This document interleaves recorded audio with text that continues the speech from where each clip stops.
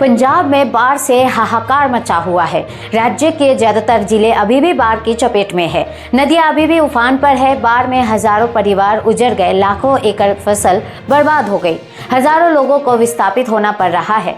यहाँ पिछले 24 घंटों में एक और व्यक्ति की मौत हो गई है, जिसके चलते इस विनाशकारी बाढ़ में मरने वालों की संख्या बढ़कर 53 हो गई है।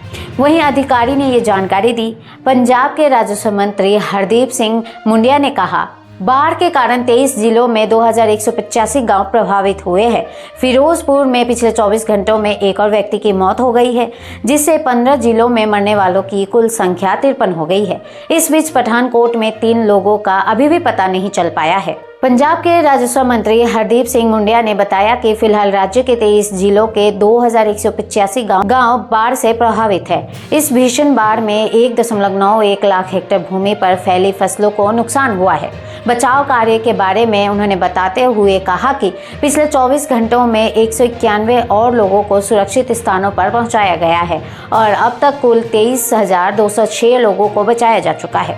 राहत एवं बचाव कार्य के लिए सेना ने लगभग 30 हेलीकॉप्टर तैनात किए गए हैं, जबकि एनडीआरएफ की 18 टीमों को तैनात किया गया है। इसके साथ ही बीएसएफ और एसडीआरएफ की टीमें भी लोगों को सहायता दे रही है। उन्होंने आगे बताया कि राज्य में फिलहाल 119 राहत शिविर है, जिसमें 5,521 लोग शरण लिए हुए हैं।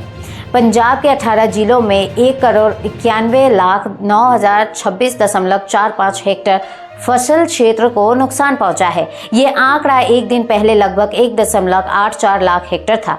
पंजाब सरकार बाढ़ पीड़ितों को राहत देने के लिए कई बड़े फैसले लिए हैं। पंजाब सरकार ने बाढ़ से फसलों को हुए नुकसान के लिए 20,000 रुपए प्रति एकड़ का मुआवजा देने का ऐलान किया है।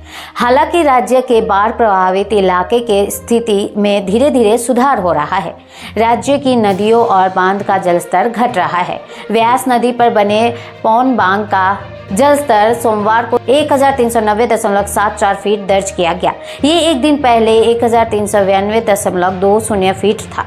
इसी तरह सतलज नदी पर बने भाखड़ा नांगल बांध का जलस्तर भी घटा, जो कि रविवार को 1677.98 फुट था। पंजाब में बाढ़ प्रभावित इलाकों में बारिश कम होने से जहां सैलाब से राहत मिली है, वहीं अब इन इलाकों में बीमारियों के साथ साथ सांप के काटने का मामला भी लगातार बढ़ रहा है।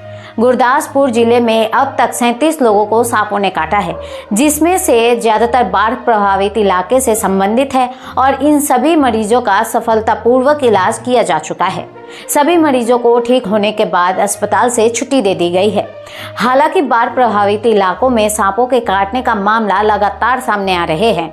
जानकारी देते हुए सिविल सर्जन गुरदासपुर जसविंदर सिंह ने कहा कि कलानौर इलाका बाढ़ के पानी से सबसे ज्यादा प्रभावित हुआ है। इस इलाके में सांप के काटने के 24 मामले सामने आए हैं, जिसमें से 6 मामले गुरदासपुर से और 1 मामला डेरा बाबा नानक से सामने आया है। उन्होंने बताया कि 31 मामले सिर्फ बाढ़ प्रभावित इलाके से ही सामने आए हैं और 6 अन्य मामले अलग अलग इलाकों से सामने आए हैं। उन्होंने कहा कि लोगों को घबराने की जरूरत नहीं है। अस्पताल में 1100 से अधिक एंटीवेनम इंजेक्शन मौजूद है। समय रहते मरीज को एंटीवेनम इंजेक्शन लगाने से उसे खतरे से बचाया जा सकता है। ऐसे ही लेटेस्ट अपडेट खबरों के लिए जुड़े रहिए हमारे साथ और देखते रहिए विश्व खोज हिंदी न्यूज़।